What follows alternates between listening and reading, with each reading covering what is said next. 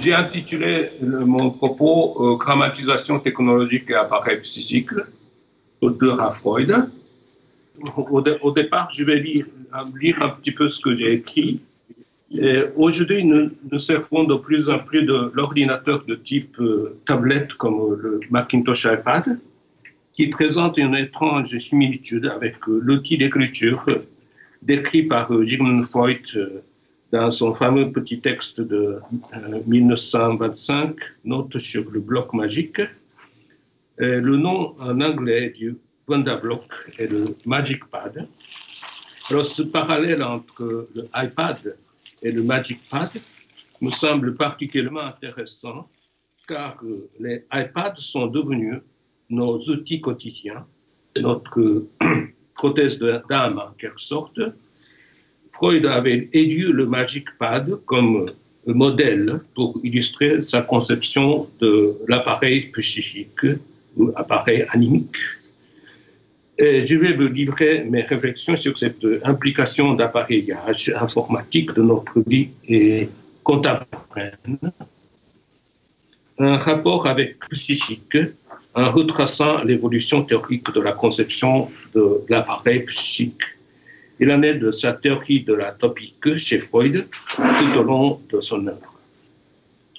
Je considère Freud non comme penseur abstrait, il est davantage ingénieur de l'âme humaine. La réflexion que je veux livre aujourd'hui fait partie d'un travail que avec lequel je tente de montrer que, contrairement à ce que disait Dr. Jacques Lacan, l'inconscient n'est pas structuré comme un langage, mais il est structuré comme un cinématographe. Il est graphique, grammatologique et technologique. Ce qui me semble rejoindre le thème du séminaire d'aujourd'hui. Alors, d'abord sur le bloc magique. Voyons un peu ce que dit Freud du bloc magique. Je présume que vous avez déjà lu le petit texte de Freud et que vous avez tous compris ce qu'est donc le bloc magique. Pour économie du temps, je ne vais pas lire l'intégralité des passages que je citerai. Je renvoie donc aux citations écrites.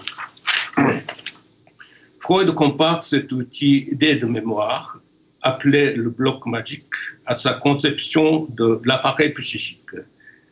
Il dit, si on l'examine de près, le bloc magique, on trouve dans sa construction une concordance remarquable avec la façon dont j'ai supposé qu'est édifié notre appareil de perception. Fin de citation. Il dit ceci.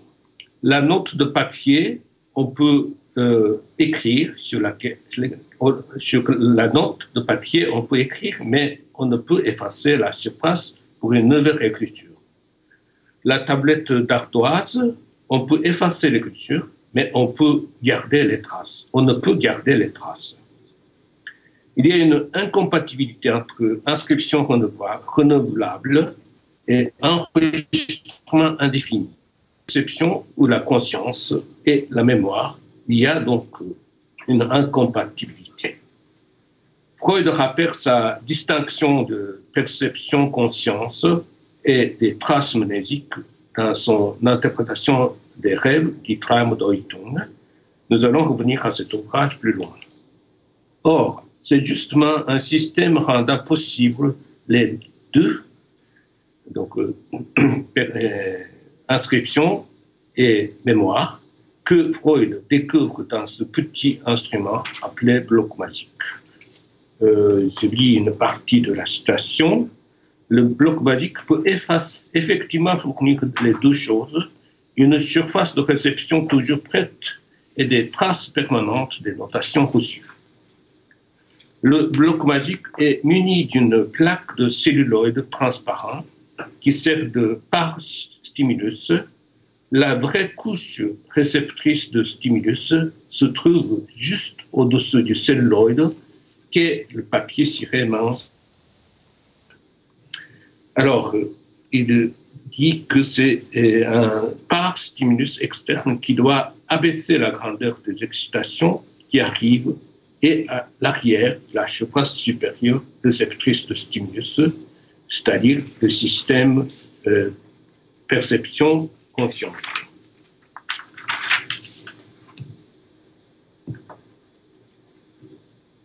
Voilà. Ces deux couches de surface sont, pense Freud, exactement comme le système perception-conscience. Depuis son esquisse d'une psychologie de 1895, la psyché humaine, le système psy, chez Freud, se définit en se déchargeant de la quantité d'énergie que du monde extérieur. C'est seulement la quantité d'énergie réduite que état qui peut être investie dans le psychisme. La perception se fait par les neurones phi, la conscience par les neurones, toutes les deux perméables, tandis que les traces mnésiques se constituent de neurones psi qui sont imperméables. Nous allons parler tout à l'heure de barrières de contact et de frayage. C'est l'appareil donc phi, psi, oméga, qui est une première ébauche de l'appareil psychique chez Freud.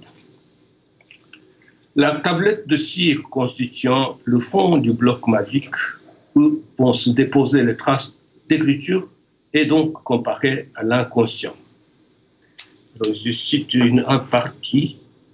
Et le bloc magique empêche qu'il ne me paraît actuellement pas trop osé de mettre en équivalence la feuille de couverture consistant en cellulose en papier ciré avec le système perception-conscience et son par stimulus, la tablette de cire avec l'inconscient à l'arrière, le fait que l'écriture devient, qu'elle disparaisse avec le fait que s'illumine et se dissipe la conscience dans la perception.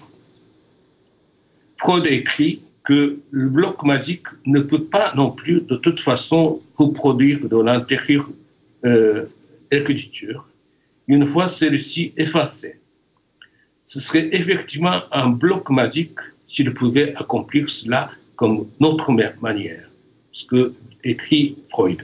Or, justement, si c'était un iPad, ce serait possible de réactualiser les mémoires, si bien que l'iPad serait en fait une forme achevée, accomplie du bloc magique comme modèle accompli de l'appareil psychique freudien. Et Freud ajoutait que la périodicité des gestes de détachement de la feuille de couverture pourrait être comparée avec la discontinuité du flux d'innervation venant de l'intérieur de l'organisme du corps. Cette remarque finale montre qu'il y voit aussi une dimension permettant d'illustrer l'instance du ça et qu'il avait déjà introduite 2 ans auparavant dans sa deuxième topique avec le moi et le ça, das Ich und das Es de 1923. Je saute de la citation. J'ai synthétisé la conception de l'appareil psychique que Freud tente d'expliquer à l'aide du bloc magique dans les slides que je montre ici. Je ne parle pas encore tellement de l'iPad à ce stade. Je dirais seulement ceci, que l'iPad, tout en renouvelant constamment notre perception-conscience, en liaison permanente avec les réseaux, enregistre et conserve toutes les traces. Il est capable aussi de les réactualiser toutes. Cela veut dire que notre appareil psychique est une interface avec ce véritable bloc magique. Notre perception-conscience, c'est-à-dire notre rétention au sens de Husserl, est une interface avec cette surface communicationnelle qui est renouvelable à tout instant, notre prothèse de présence.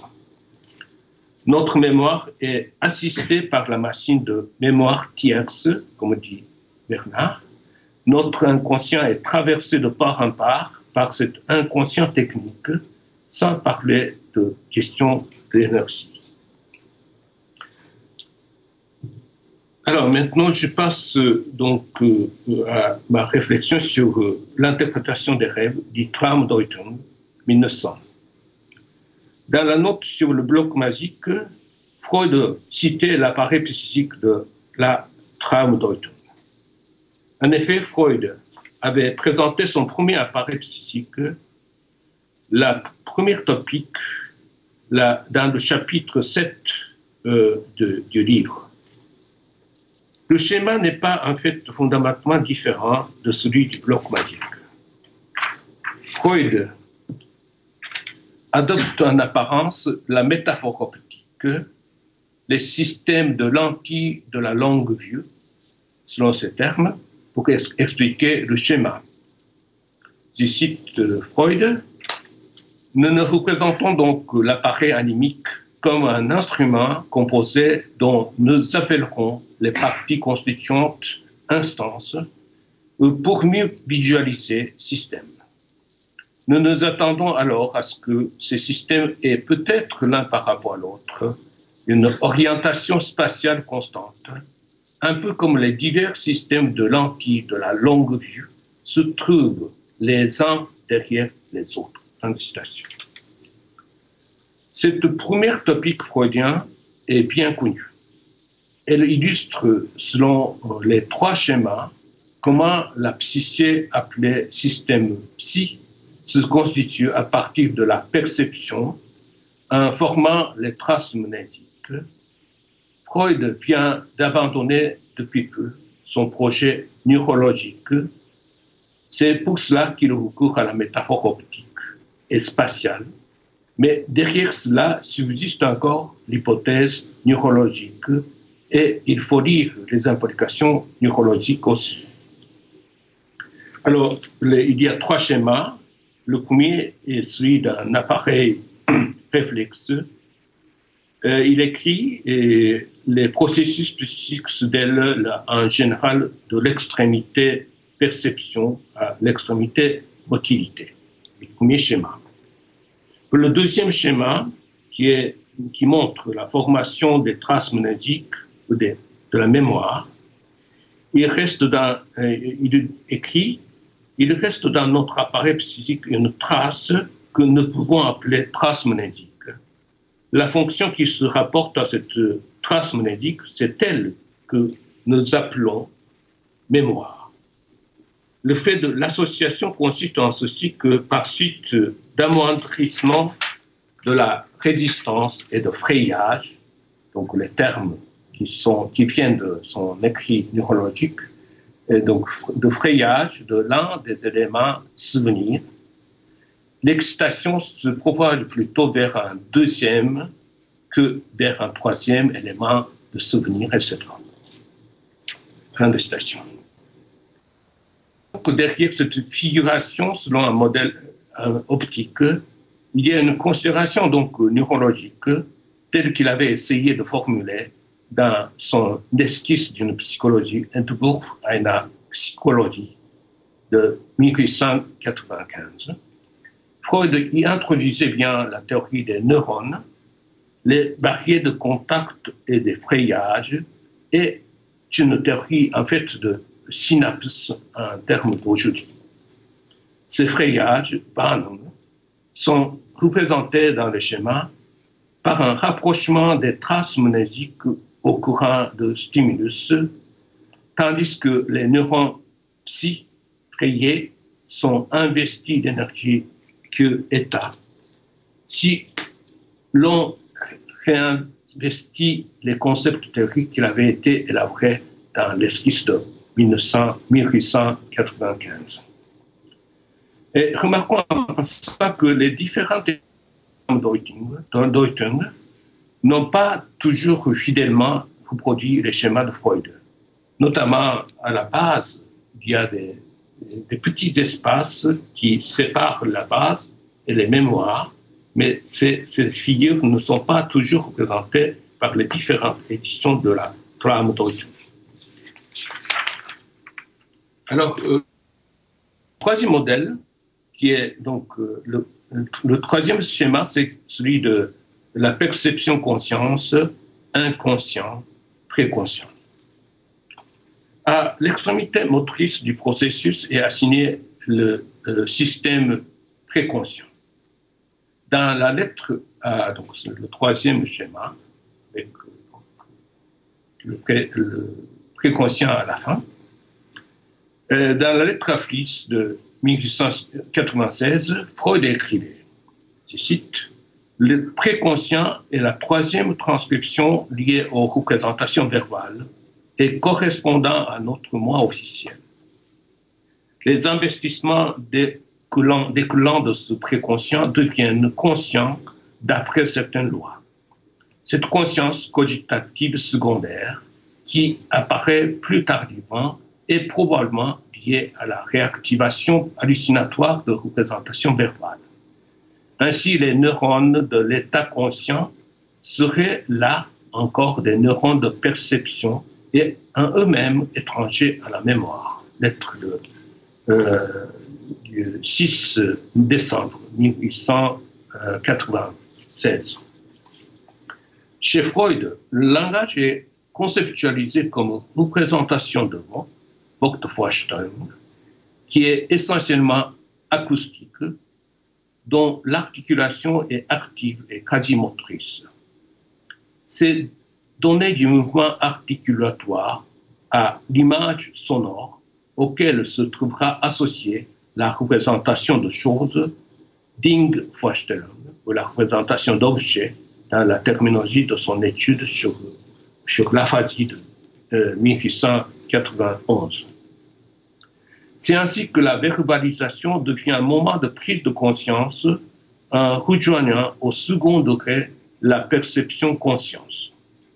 Ainsi parvenu au système préconscient et investi d'énergie d'attention et associé avec les mots, les éléments de trace mnésique peuvent accéder à la conscience cogitative selon les termes de Freud. Le processus psy se trouve bouclé, ainsi, la verbalisation sera bien un retour réflexif à la perception conscience. Je cite Freud, le dernier des systèmes à l'extrémité motrice, nous l'appelons, ça c'est frayage, j'ai marqué les frayages, barrière de contact dans les schémas de Freud. Le dernier des systèmes à l'extrémité motrice, nous l'appelons le préconscient pour indiquer que les processus d'excitation en lui peuvent parvenir à la conscience sans être davantage empêchés au cas où sont encore remplies certaines conditions. Par exemple, le fait d'atteindre une certaine intensité, une certaine répartition de cette fonction qu'il faut appeler attention, etc. C'est en même temps le système qui détient les clés de la motilité volontaire. Le système se trouvant derrière, nous l'appelons l'inconscient, parce qu'il n'a pas accès à la conscience, sauf à passer par le préconscient, passage lors duquel son processus d'excitation doit accepter de subir des modifications. Et note ajoutée par Freud en 1919 dit ceci. L'explication ultérieure de ce schéma, ici déroulé linéairement, devra tenir compte de l'hypothèse que le système qui suit le préconscient est celui auquel nous devons attribuer la conscience et que donc perception-conscience. Fin de citation. Freud dit que jusqu'au système inconscient, c'est le processus primaire qui règne dans les associations et à partir du préconscient, le processus secondaire. Cela veut dire que jusqu'au système inconscient, c'est la représentation de choses qui consiste en un investissement sinon d'image mnésique directe de la chose, du moins un celui de traces mnésiques plus éloignées, dérivées de celui-ci. Dans l'article, je cite à partir de l'article L'inconscient de 1915, avec le préconscient, la représentation de choses se conjugue avec la représentation de mots, c'est-à-dire le langage verbal au sens de Freud. Nous pouvons remarquer ici que, contrairement à ce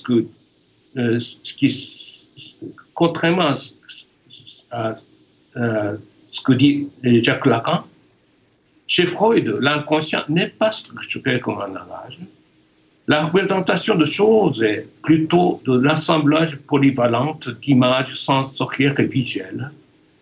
Pour l'effrayage de traces mnésiques du processus psy, Freud écrit ceci. Une étude plus approfondie montre la nécessité de faire l'hypothèse non pas d'un, mais de plusieurs de ces éléments et souvenirs dans lesquels la même excitation propagée par les éléments perception connaît diverses sortes de fixations. Le premier de ces systèmes souvenirs contiendra en tout cas la fixation de l'association par simultané. Dans les systèmes qui se trouvent plus loin, le même matériel d'excitation sera ordonné suivant d'autres sortes de conjonctions, si bien que, par exemple, des relations de ressemblance, etc., seraient présentées par ces systèmes ultérieurs. Il serait naturellement oiseux de vouloir indiquer par mots la signification psychique d'un tel système. La caractéristique de celui-ci résiderait dans l'intimité de ses relations avec des éléments du matériel mnésique brut, c'est-à-dire si nous voulons envoyer à une théorie allant plus loin en profondeur, dans les gradations de la résistance de conduction, donc de frayage, en direction de ces éléments. Fin de citation. Le premier système de traces mnésiques se définit par la simultanéité des éléments de la perception. Les deuxièmes et suivants se définissent par les ressemblances, etc., et puis par, je cite, l'intimité des relations avec des éléments du matériel mnésique brut, selon les termes de Freud, etc. Dans la métaphore théorique expliquant la stratification des traces mnésiques, Freud comparait celui-ci aux, je cite, divers systèmes de lentilles de la longue vue. Tout se passe comme si cet appareil, métaphoriquement optique, mais métapsychologiquement psychique et secrètement neuronal, procédait aux prises successives de la représentation de choses dans l'inconscient, avant que le processus ne soit doublé au terminal préconscient de la représentation de mots. Le procès est donc, pourrait-on dire, cinématographique. Il y a des successions de morceaux de prise de vue, des shots caméra et de multiples conjonctions en latence. Et avec le préconscient, cette représentation de choses sera doublée de représentation de mots du langage. Un scénario, donc, viendra articuler des récits cinématographiques en rationalisant, mais en laissant toujours déjà les non-dits, censure et les refoulements. L'inconscient est structuré non pas comme un langage, mais comme une cinématographie. C'est le sens du retour à Freud. C'est d'ailleurs pour cela que lorsque le sommeil, la jonction avec la motilité est débranchée, dans le sommeil, la jonction avec la motilité est débranchée, et que la machine psychique est mise en marche inverse, l'appareil psychique se met à faire le processus régrédien, c'est-à-dire le processus de rêve selon le terme de Freud, et à faire la projection hallucinatoire des images sur l'écran du rêve. Je cite Freud. Tout se passe dans le rêve hallucinatoire. Nous pouvons le décrire qu'en disant l'excitation prend une voie rétrograde. Au lieu de se propager vers l'extrémité motrice de l'appareil, elle se propage vers l'extrémité sensitive et parvient finalement au système de perception. Si nous appelons progrédiente la direction dans laquelle le processus psychique se prolonge à partir de l'inconscient dans l'état de veille, nous sommes en droit de dire du rêve qu'il a un caractère égrédien. Fin de citation. Il y a un autre passage. De nos jours, il y a un courant continu s'écoulant du système psy de la perception jusqu'à la motilité. Celui-ci cesse la nuit et ne pourrait plus opposer d'obstacles en vue d'excitation. Fin de citation.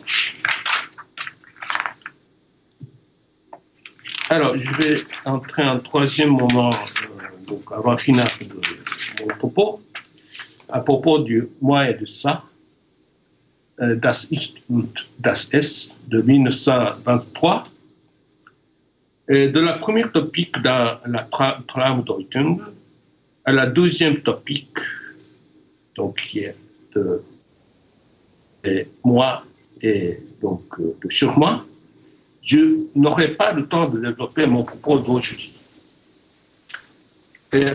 Comme on le sait, c'est dans le moi et le ça, das Ich und das Es, que Freud a introduit sa deuxième topique avec le système le moi, le ça et le surmoi.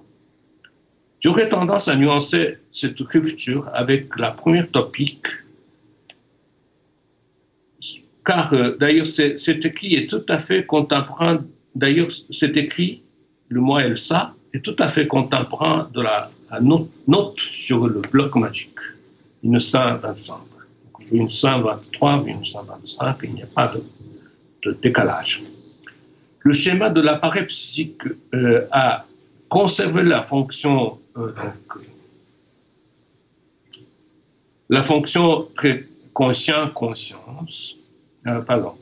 perception-conscience.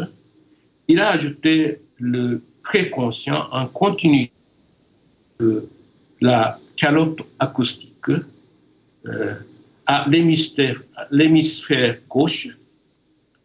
Les traces mnésiques sont dessinées sans être nommées dans le moi, c'est-à-dire dans le système psy. Le refoulement est figuré à droite, en bas, alors que l'inconscient n'est pas nommé. Tandis que le ça, S, s'introduit pour marquer l'instance de source d'excitation interne qui, en tant qu'instance de force psychique, existait depuis, en fait, l'époque de l'esquisse. Donc, le schéma de moi et de ça. Alors, dans ce dessin de Freud, ce qui m'intrigue dans ce dessin figurant vaguement le cerveau humain avec le contour cortical, c'est justement ce chapeau, cette calotte auditive, Hearing Hat de Freud. Alors, je cite Freud, « Nous reconnaissons aussitôt que presque toutes les partitions que nous avons décrites à l'intention de la pathologie ne se rapportent qu'aux strates superficielles, les seules qui ne soient connues de l'appareil animique, l'appareil psychique. Nous pourrions esquisser de ces rapports un dessin, donc ce dessin, dont les contours ne servent assurément qu'à la présentation et ne doivent prétendre à aucune interprétation particulière. Mais il dit, ajoutons éventuellement que le moi porte une calotte auditive, d'après le témoignage de l'anatomie cérébrale, seulement sur un côté. Elle est pour ainsi dire posée sur lui de travers. Fin de citation.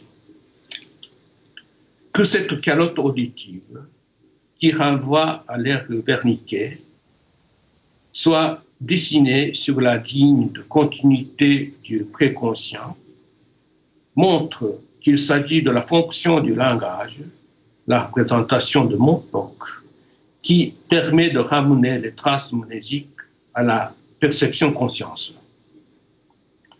Au modèle du bloc magique manqué, l'inscription de cette instance très consciente qu'on pourrait éventuellement ajouter au schéma de Freud, un vers ici par exemple. C'est d'ailleurs pour cette raison que le bloc magique ne pouvait pas rappeler les souvenirs. Il est aussi intéressant de constater que Freud mentionne le homoncule cérébral dont je donne le fameux dessin de Hilda Penfield. Je cite Freud, le moi est avant tout un... Il n'est pas seulement un être de surface, mais lui-même la projection d'une surface. Si on cherche une analogie anatomique pour cela, le mieux est de l'identifier avec l'homoncule cérébral des anatomistes qui se tient sur la tête dans le cortex, tend les talons vers le haut, regarde vers l'arrière et, comme on sait, porte la zone du langage à gauche. Fin de citation. De la perception à la motilité en passant par le langage, les fonctions sensorielles, mémorielles et langagières sont ainsi modélisées sur la surface corticale comme lieu de projection du corps propre. La place du surmoi n'est pas marquée dans le dessin du moi et du ça. Or, dans la variante évoluée de la deuxième topique dans une nouvelle conférence d'introduction à la psychanalyse de 1933, on la trouve bien dessinée alors que la fameuse calotte auditive disparaît. Pourquoi cette disparition et l'apparition du surmoi à la place de la fonction auditive? On trouve un élément de réponse dans le passage suivant du moi et de ça. Je cite Freud. Le surmoi, lui non plus, ne peut absolument dénier qu'il a sa provenance dans de l'entendu.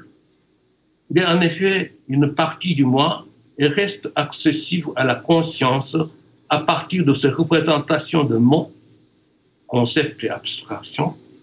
Mais l'énergie d'investissement est apportée à ces contenus du surmoi, non pas par la perception auditive, l'enseignement, la lecture, mais par les sources qui sont dans le sang. Fin de citation. De là, il faudrait sans doute penser que la voix s'est faite entendre téléphoniquement par la calotte auditive, mais elle s'est intériorisée subissant les investissements d'énergie du ça, et ainsi elle a pris la forme de surmoi. Les systèmes psy peuvent ainsi se communiquer téléphoniquement depuis le circuit de parole de Freud, de Saussure, tandis que nos perceptions ne cessent de s'initialiser et nos mémoires s'accumuler cinématographiquement par nos Magic ou iPad. Alors, j'essaie de conclure. La visée analytique freudien se formulait ainsi.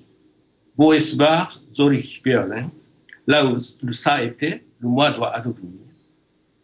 Notre situation s'est transformée depuis fondamentalement, depuis l'époque de Freud, par notre environnement technologique. Notre appareil psychique est branché sur les machines à quantité d'énergie immense. Notre motilité interne est imprégnée et traversée d'immenses excitations. Notre perception conscience est en interface permanente avec donc les interfaces électro-informatiques du type iPad, les barrières de contact et des frayages, nos neurones et notre synapse de nos systèmes psy sont directement en phase avec les pulsations neuronales des machines. C'est justement cette situation que les modèles d'appareils psychiques par Freud permettraient de penser pour que là où c'était, dans cet environnement technologique aussi, notre psyché doit advenir. Alors comment peut-on se dessiner comment peut se dessiner cet avenir? C'est notre question. Merci.